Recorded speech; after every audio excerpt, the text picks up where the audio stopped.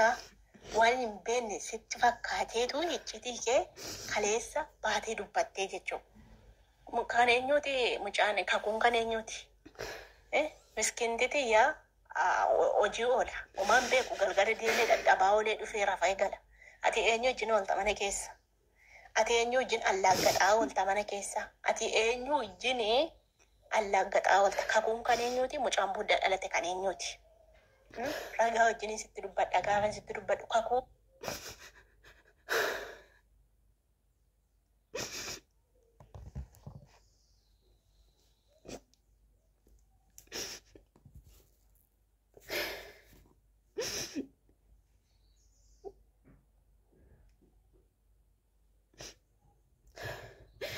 Maal jechuudha kun amma maal jechuudha?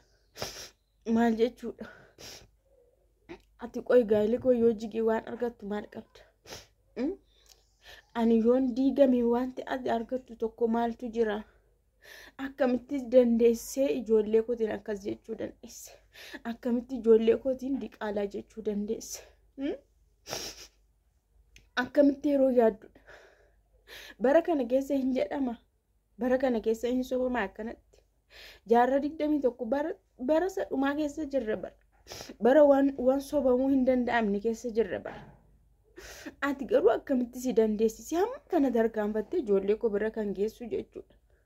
An kan jiraachaa jiru koo ijoollee kootiifidha.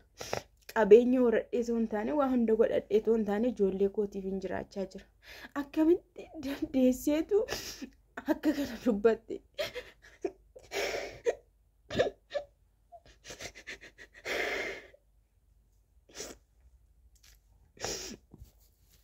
Ati baqa kun isa dhumaanuma diiguudhamtire isa dhumaadhuma jechuudhamti. Anuma diiguuf tattaaffii ati gootuu fi waan ati dubbattudha. Mana keenya keessa waan seensisuuf jechuudhamti akka diigamnuuf kanarraa kaame akka diigamuuf miti. Xinnoo tokkollee baqa tuqaa tokkollee nan intini jenne ati. Nan bifanne baqa kun isa dhumaati kanaa ol waan naan jettu hin qabdu. Kanaa olis waan gochuu hin jiru jechuudha. Akkamitti yaadde garuu akkamitti yaadde akkamitti si dandeessise? Akkamitti si dandeessise mucaan qabatoo jettu? Akkamitti si dandeessise? Itoo amma waan akkanaa sirratti odeeffame akkam taataati? Qorichaan dhugdu isa dhugaani dubbadheefu maraattee boossee maraatte suma dhugaan dubbadheefu ati garuu lafaa futee yeroo akkanatti narra keessu uumtee jechuudha. Abaaramtuu waan si deebisu hin qabu. Ani ndaa'um namni baay'inatti horii jenna bilookiyyuu si godheen ture YouTube irra. Baqa waan taasoftu iyyuu ilaaluudhee bilookii si godheen ture.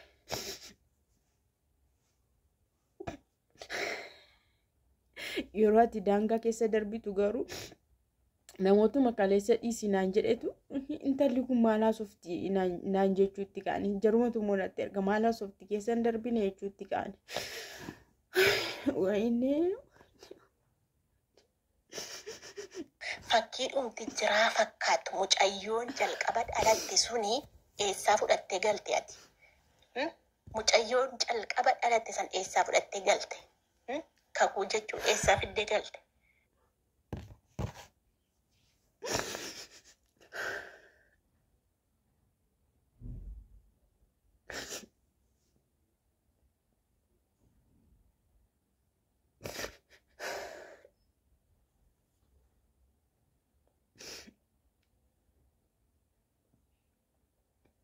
waan shin jettu ageessanitu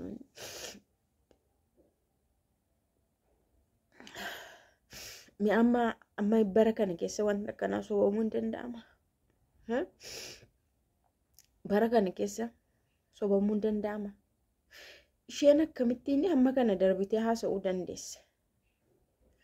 Baqa moo ifumaa ifatti an jiraatti heerumuun barbaadee jiraan jaalladhe yoo jette osii wayyu. Ifumaa bilisatti jechuudha si wayyu akkas karaa salphaadhaan yoo akkas jette osii wayyu. Kan ijoollee korra cubbuu keessi anirra cubbuu keessa jechuudha. Cubbuu ijoollee duudaa kanaati fudhadhu. ijoollee humaa hin beekne diqaalaadha yerootti cubbuu isaanii hunda ijoolleen kun humaa tokko cubbuun qaban ijoollee qulqulluudha akka keenya miti humaa hin beekanii cubbuu hojjechuutti hin jalqabne cubbuun isaanii hunduu mataa keetiin haa bahu atillee ilmoo qabda ilmoo kee irratti ganami atis gantu abaaramtu silaatu mucaa qaba mucaa keessanaa yaadde akka kana hinaasoftu turte akka kana naasoftu ishii amma wanti himti sobaan namni sobus hin jiru wanti akkanatti namni walitti qabeebsee jiraatullee hin jiru si galeera ani garuu isa ati hamma kana tafalaasaftee hamma kana uumtee hamma kana deemtee haasoftu baay'ee tokko mataan kenna naannee ishee akkam jedhee akka dubbadhu hin beeku dhiisuufis immoo garan dhabe yoon dhiiseesi rakkoodha kana yoon calliseesi oskatti naan jette oskachuufidha naan jette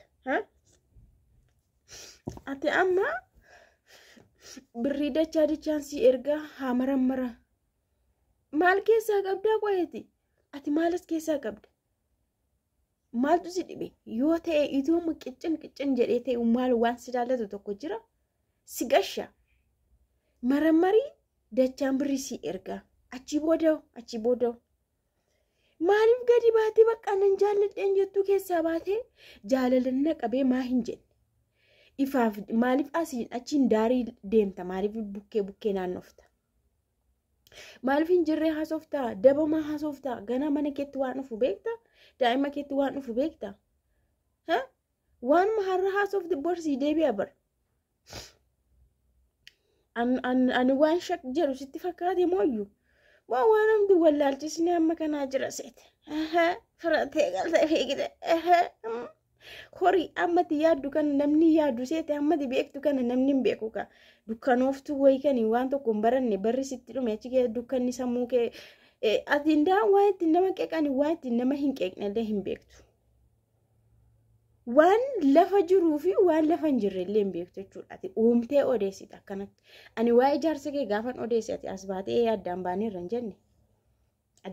hin jenne kana achi immoo narratti fuudheerattee odeeffattaa reeti kana garuu lafa keessaa fuutee yeroo akkanatti odeessitu waan isiin jedhu hin qabu ani waan sii deebisus hin qabu mana kee irratti siifaa deebi'u jireenya kee irratti siifaa deebi'u dhala kee irratti siifaa deebi'u abaaramtitti otoo abaaramtu miti ta'eeti ati akkasiyyuu hin taatu garuu namni jiruunsaa diigame namni abaaramaan jireenya namaayyuu deemee abaara jechuudha abboo rabbi kun hojii kee siifaa deebisuudha safaree siifaa waan ittiin ati salphattu siifaa kennu bakka waan ati ittiin salphattu siifaa kennu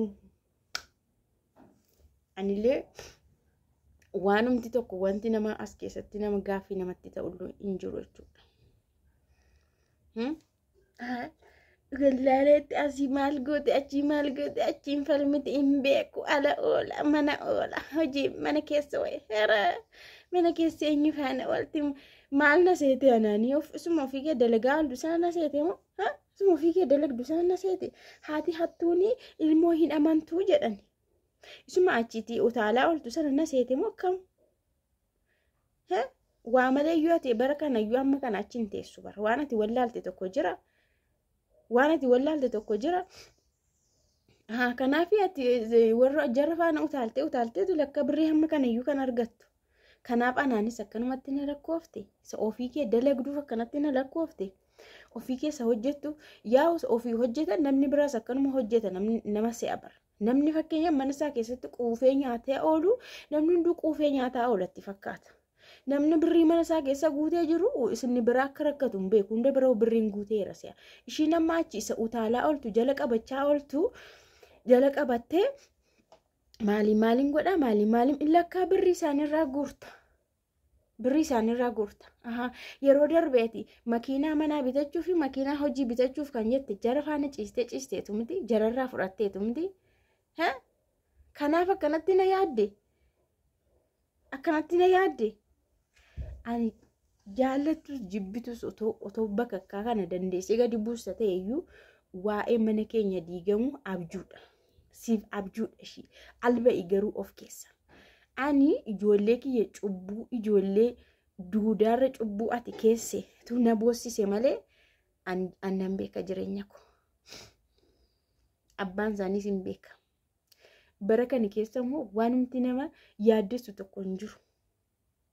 Namni ofiisaayyuu deemee mirkaneeffachaa oola. Xinnoo shakkiin mana isaanii keessa jiraate illee dhaqee mirkaneeffachaa oola. Durdurri koo iddoo biraatti ergameetu dhaqanii mirmaraa nu godhamu. Saawuz Afrikaa fa'aatti ergamee bakka biraatti. Amma garuu galata Waaqaa Itoophiyaa keessa jira. Wanti DNA marmarsiisu.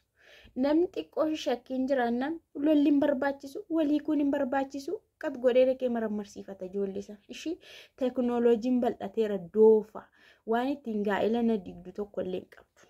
Miidiyaa irratti hin agarre namoota baay'ee yeroo shakkee ijoolleen yeroo wal marmarsiifataa oolan. Ati amma kuni fayyoo isa diigu isa dhumaati jetteetu balalalalalalalal jette. Siifaa kennu ka waan akka siifimmoo suma riyaalitii isaa siifaa kennu. Anallee sobanarra keessee miti, uumteenarra keessee miti, siin garuu dhugaadhuma siyaasa salphisu. Isuma dhugaasa hamma garaana gubdee hamma akkanatti na teessisaa na bulshitee garaan kee haa gubatu. Garaan kee haa gubatu. Waan ittiin boossu argadhu.